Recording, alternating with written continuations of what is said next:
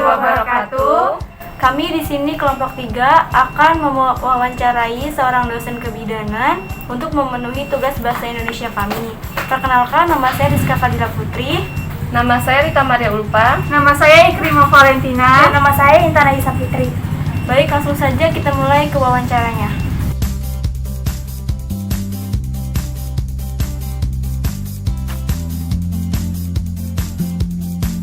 Selamat siang Ibu Rati. Siang.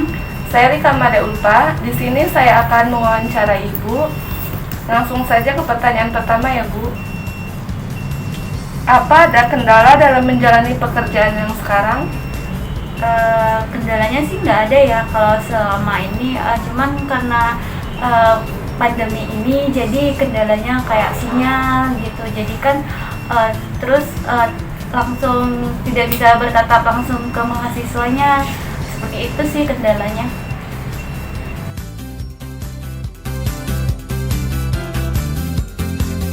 Baik, pertanyaan selanjutnya, pekerjaan apa yang paling berat yang dilakukan sebagai seorang dosen?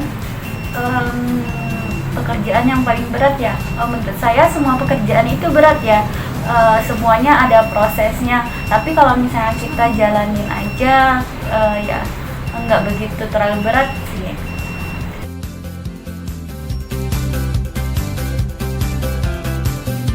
Oke, pertanyaan selanjutnya, apakah ada pengalaman yang menegangkan yang diingat ketika Ibu pertama kali menjadi seorang dosen?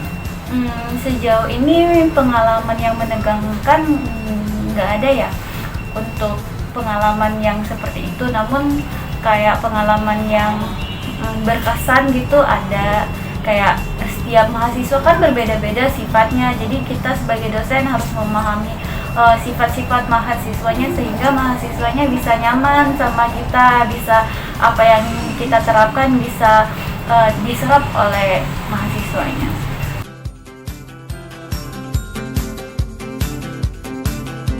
Pertanyaan selanjutnya, apa yang telah Ibu capai selama menjadi dosen di kebidanan? Pencapaian terbesar saya adalah ketika saya bisa mengajar mahasiswa-mahasiswa, dan pencapaian yang paling besar bagi saya ketika mahasiswa saya bisa lulus dengan dan mendapat pekerjaan yang layak.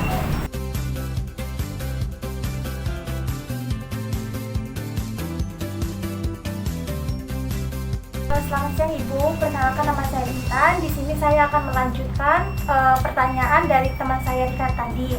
Nah, apa sih yang memotivasi Ibu sehingga Ibu menjadi seorang dosen seperti sekarang? Pertamanya saya inginnya jadi bidan dulu ya.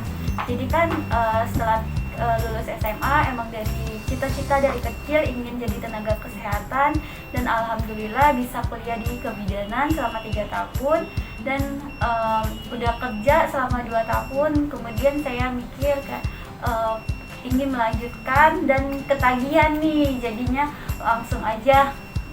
Dan alhamdulillah setelah saya lulus S2 saya diterima di salah satu universitas untuk mengajar D3 kebidanan.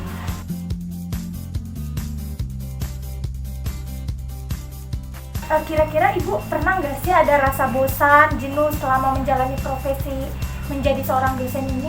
Sejauh ini sih nggak ada ya. Saya sangat senang kalau melihat mahasiswa-mahasiswa saya jadi pinter dan apa yang saya sampaikan bisa diterapkan, apalagi kan tenaga kesehatan bisa diterapkan ke klinik, ke BPM. Jadi bukan hanya sekedar teori aja yang bisa kita terapkan, juga praktik langsung bisa diterapkan oleh mahasiswa.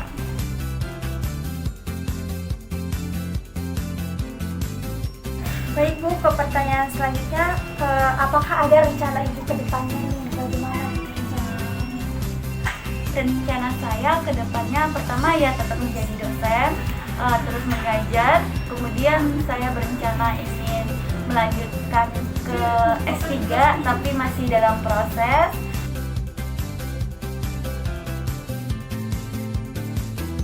Apakah Ibu pernah mengalami kegagalan? Kalau kegagalan sih nggak ada ya, hanya kemarin pertama kali saya kuliah D3, jadi kan sempet kayak ngerasa down kayak gitu, sempet ngerasa kayak nggak yakin bisa lulus, dan akhirnya saya memotivasi diri sendiri bahwa bisa kok, bisa akhirnya jadi sekarang.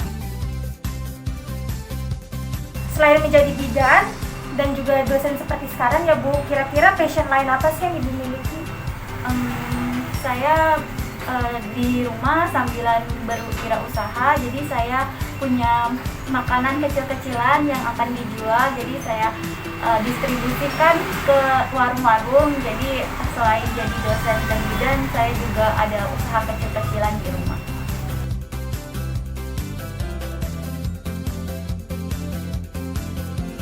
Baik, Ibu Ratih, perkenalkan nama saya Rizka. Di sini saya akan melanjutkan wawancara dari rekan saya Intan.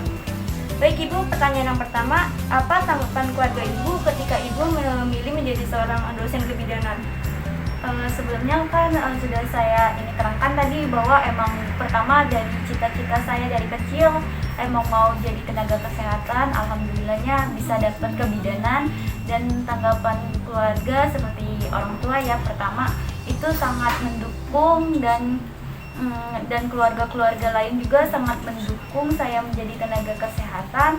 Sampai saat ini juga mereka sangat mengapresiasi kerja keras saya.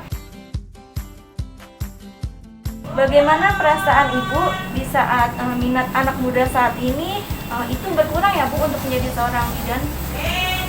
Iya, saat ini kan kalau zaman dulu tenaga kesehatan termasuk bidan itu diminati oleh para remaja putri ya, apalagi yang dari daerah. Sekarang mungkin karena biaya kalau misalnya kerja, gajinya tidak sesuai dengan ekspektasi, jadi mahasiswa atau calon-calon mahasiswa jadi berkurang minatnya. Jadi bisa kita terapkan bahwa tenaga kesehatan itu adalah tenaga yang mulia ya, yang bisa membantu banyak orang termasuk bidan, yang bisa membantu ibu-ibu atau remaja, juga lansia yang perempuan ya, begitu.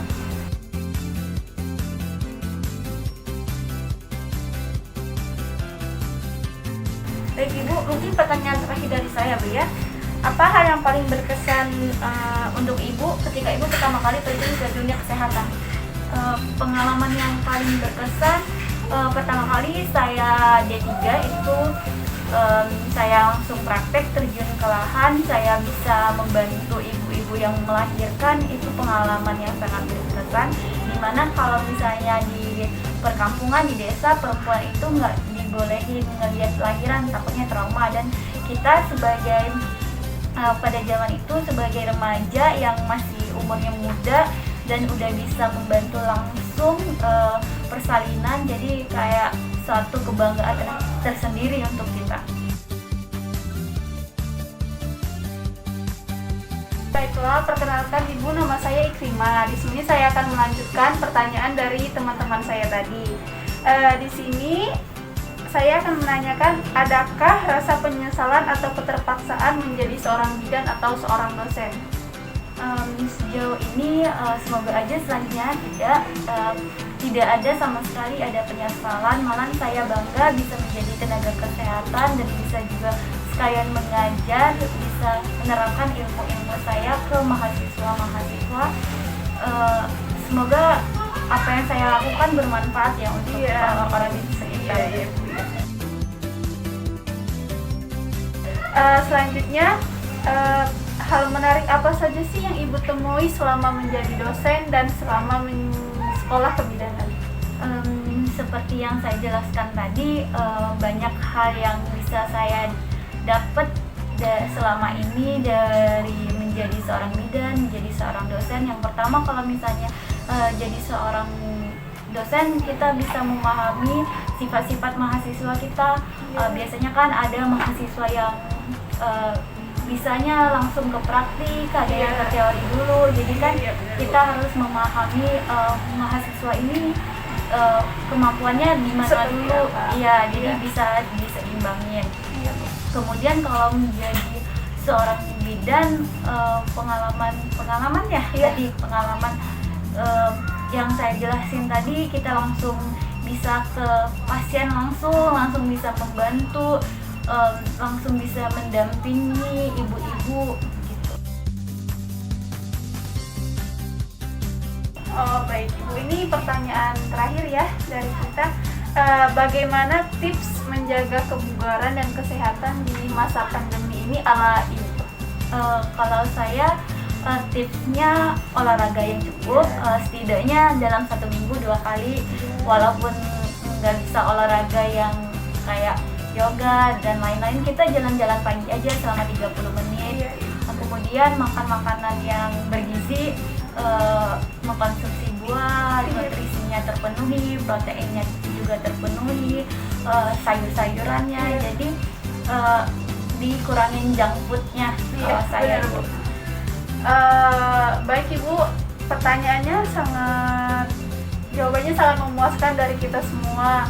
Terima kasih sudah mau kita wawancarai mengenai seputar kesehatan dan bagaimana menjadi dosen. Semoga ilmu yang saya terapkan atau wawancara yang adik-adik lakukan bisa diambil hikmahnya, bisa didapat menjadi satu pelajaran ya. Iya, terima kasih banyak Ibu. Sebelumnya kita mohon maaf jika kata-kata dari kita kurang berkenan atau penyampaiannya masih kurang. Kami mohon maaf sekali Ibu. Terima kasih atas penjelasan Ibu yang menurut kita benar-benar luar biasa. Baik, sekian video wawancara dari kami. Kurang lebihnya mohon maaf. Semoga bermanfaat untuk kita semua. Wabillahi taufiq